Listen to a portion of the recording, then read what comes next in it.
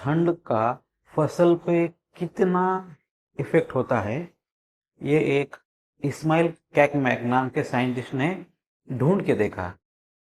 तो ज़्यादा ठंड का फसल पे जो परिणाम होता है, विपरीत परिणाम होता है, वो कीड़ा फंगस इतना ही नुकसानदायक है। अगर ज़्यादा नहीं है तो कम भी नहीं है।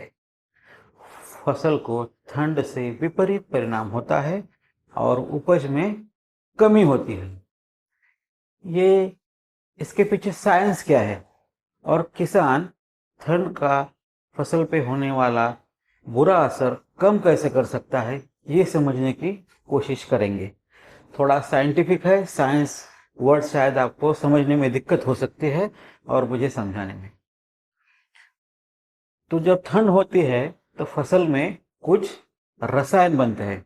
पौधों के अंदर घातक रसायन बनते हैं, उनको कहते हैं ROS, यानी रिएक्टिव ऑक्सीजन स्पेसीज।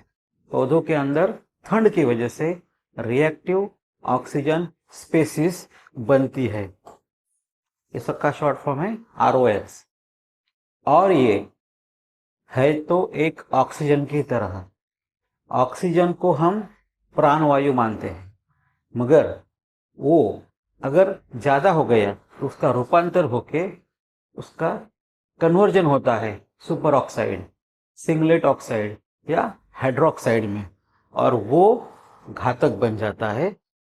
इसका कारण क्यों है, ये कैसे बनते हैं पौधों में? मतलब ऑक्सीजन का ही दूसरा स्वरूप। ऑक्सीजन के 2-3 स्वरूप होते हैं। जैसे हमें पता है कि O3 ओजोन जो हमारे वातावरण में होता है और सूरज की किरणों से हमारी संरक्षण करता है, रक्षा करता है, वैसे ही ऑक्सीजन के कोई रूप है, singlet oxygen, super oxide oxygen और हाइड्रोक्साइड। ये जो बनते हैं चार्ज मॉलिक्यूल बनते हैं, तब ये पौधों को घातक होते हैं। अब ये बनते कैसे हैं पौधों में? तो जब ठंड में पौधा कम काम करता है, ठंड की वजह से हमें आलस आता है, वैसे काम बंद कर देते हैं, काम कम कर देते हैं, वैसा ही ये काम कम करता है। मगर सूरज की रोशनी तो पत्ते के अंदर आती है, तो सूरज की रोशनी जितनी आती है उतना पौधों ने काम करना जरूरी है। वो सूरज का रोशनी से खाना बनाना पत्तों में जरूरी रहता है। अगर ऐसा हुआ कि रोशनी अंदर आई, फोटो इलेक्ट्रिसिटी अंदर आ गई और उससे इलेक्ट्रॉन बना और वो काम नहीं किया, उसका अंदर खाना नहीं पका, कार्बोहाइड्रेट नहीं बना, तो वो जो एनर्जी है वो बन जाती है फोटो इलेक्ट्रॉन ROS। तो पौधों की क्षमता जो खाना बनाने की है वो यूटिलाइज नहीं कर पा रहा है पौधा, तो बनेगा घातक पदार्थ। वैसे ही ठंड का ज्यादा होने से एक अंदर केमिकल तैयार होता है एज अ रिस्पॉन्स। ठंड होने से पौधे के अंदर एक केमिकल बनता है दूसरा, उसका नाम है NADPH, ऑक्सीडेज एंजाइम। एक एंजाइम है। एंजाइम का मतलब क्या होता है? एक ऐसा रसायन जिसका किंतु एक बूंद मात्रा से पूरा प्रक्रिया चेंज हो जाती है। जैसे हमारे पुराणों में होता था, कोई तपस्या करने वाले ऋषि रहते हैं, ऋषि मुनि, उनके पास कमंडलों में एक जादू का पानी होता है, वो डालने से आदमी का मेढक भी बन जाता है। वैसा ही जो जादू का पानी कह सकते हैं, जादू का केमिकल, उसको कहते हैं हम एंजाइम। एक एंजाइम पूरा चेंज कर सकता है प्रकृति को। तो वैसा ही एक एंजाइम पौधों के अंदर बनता है NADPH ऑक्सीडेज। ये बनता है तनाव के कारण, स्पेशली चिलिंग इंजुरी। चिलिंग माने बहुत ठंड, ठंड है, ठंड के साथ हवा भी बह रही है, तो इसमें हम पौधा का अंदर ये केमिकल, और ये भी यही बनाते हैं ROS। तो 2 ROS बनने के कारण है, एक है सूरज की रोशनी से पूरा खाना पक नहीं पाना जितना चाहिए उतना, और दूसरा NADPH ऑक्सीडेज। ये वजह से पौधों के अंदर घातक पदार्थ तैयार होते हैं और वो ज्यादातर ऑक्सीजन से बनते हैं। अब ये क्या करेंगे? घातक पदार्थ बन गए तो पहला काम करते हैं, ये क्लोरोप्लास्ट में बनता है। क्लोरोप्लास्ट नाम का पौधों के अंदर, पत्तों के अंदर एक उसका अंग होता है, उसमें होता है क्लोरोफिल। आपको पता है क्लोरोफिल मतलब हरापन। पत्ता जो काम करता है वो क्लोरोफिल से ही काम करता है और क्लोरोफिल से ही हरापन आता है। तो क्लोरोफिल खत्म करने का काम आरओएस करते हैं। और आरओएस क्लोरोफिल खत्म हो गया मतलब हरा पत्ता पीला बन जाएगा, काम नहीं कर पाएगा।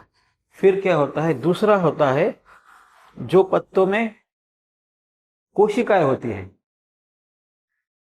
पौधों में जो अंग बनते हैं वो सेल्स यानी कोशिकाओं से बनते हैं। और ये जो सेल्स है, ये सेल्स का एक कोशिका का आवरण रहता है, सेल मेम्ब्रेन।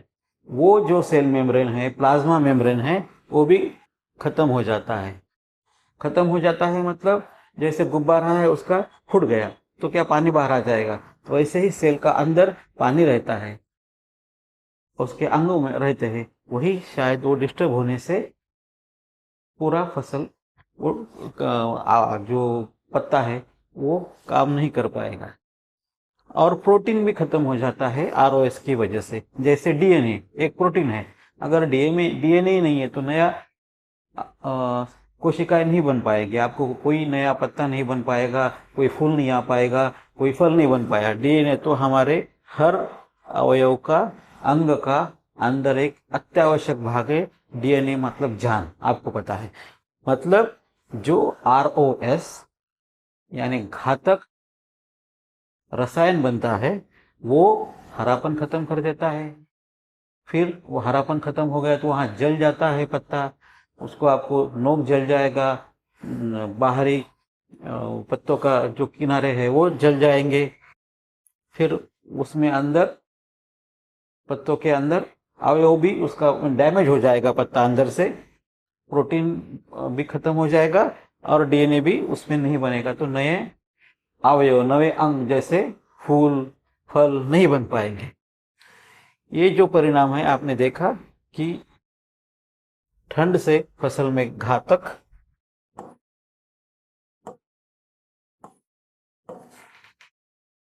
पदार्थ बनते हैं, इससे ये नुकसान होता है।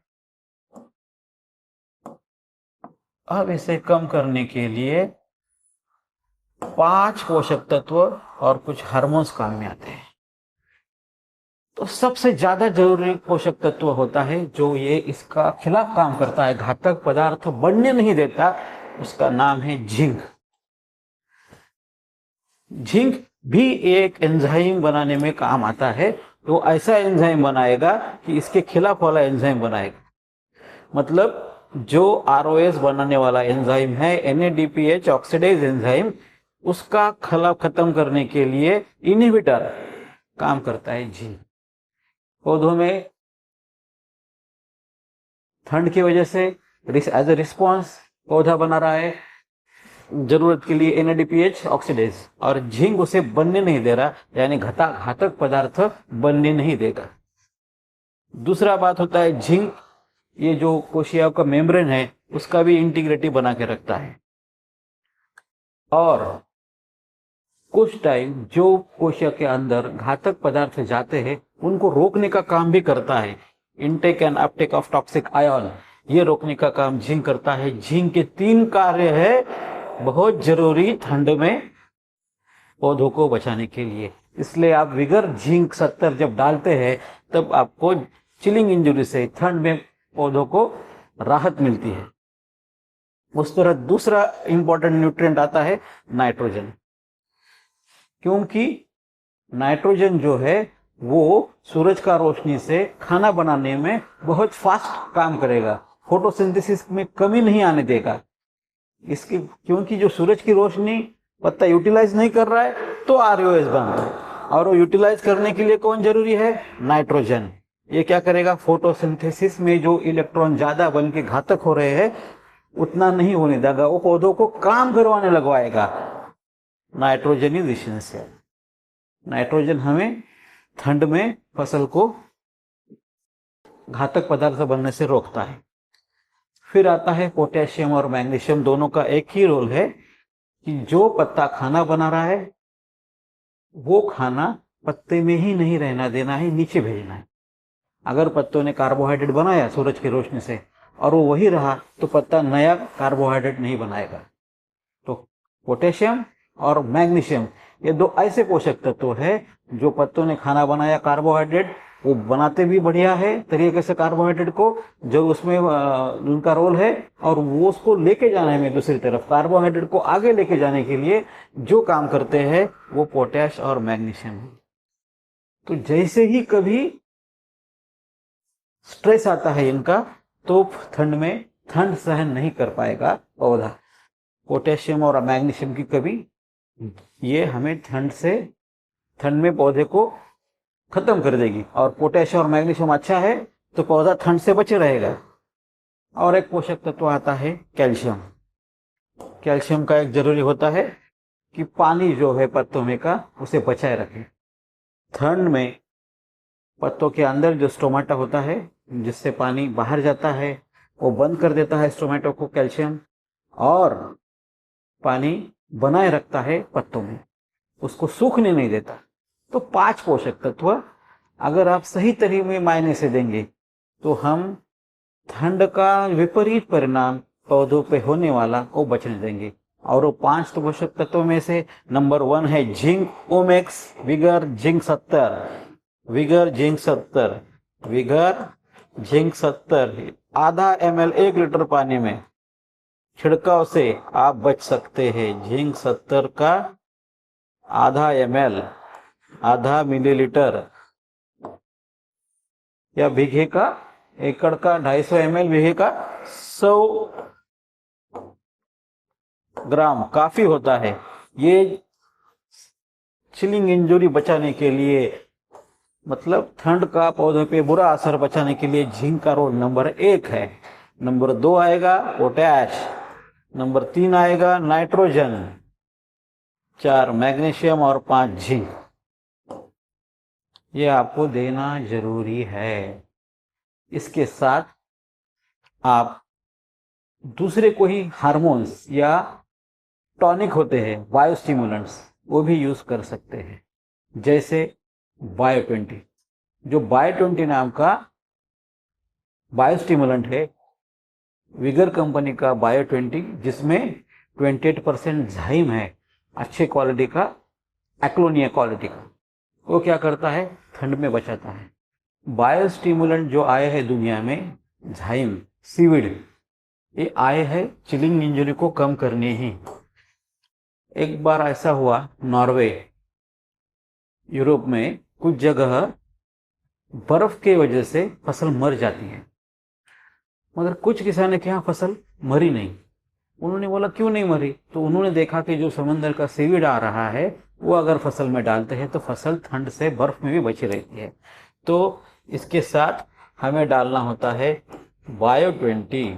बायो20 डालने से बर्फ से भी फसल बच सकती है, पाला हो इसमें भी ये फसल बचेगी। तो बायो20 और जिंक का छिड़काव ये बहुत बढ़िया रहता है। और नाइट्रोजन, पोटेशियम, मैग्नीशियम, कैल्शियम, ये सभी तत्व एक साथ कौन से खाद में है? अल्बर्ट सॉल्यूशन, ओमेक्स कंपनी का अल्बर्ट सॉल्यूशन, ओरिजिनल खाद जिसमें 12 पोषक तत्व है। ये अल्बर्ट सॉल्यूशन आप पानी के साथ पिलाएंगे तो आपको ये पूरा nitrogen, calcium, magnesium, potash, zinc एक ही साथ मिल जाएंगे। तो हमें काम करने के लिए ठंड में फसल में बचाना जरूरी क्यों है? क्योंकि ठंड से फसल का 50% तक नुकसान हो सकता है। ये इस्माइल कैकमैग नाम के साइंटिस्ट ने बताया कौन सा फसल का ठंड से कितना नुकसान होता है। ये प्रूवन है, डेटा है ये बचने के लिए। और ठंड का नुकसान जो है वो इतना ही है जितना आपने कीड़ों से होता है, फंगस से होता है। दिखने में हमें ठंड का प्रकोप या बुरा असर नहीं दिखता, उपज में आखिर दिखेगा। तो हमें ठंड का बुरा परिणाम समझना चाहिए। उसका कारण है ठंड पौधों के अंदर घातक चीजें बनाती है, घातक पदार्थ बनती है, जिसे रिएक्टिव ऑक्सीजन स्पेसीज कहते हैं अंग्रेजी में। ये बनता है सूरज की रोशनी हजम न करने से या एक एंजाइम से।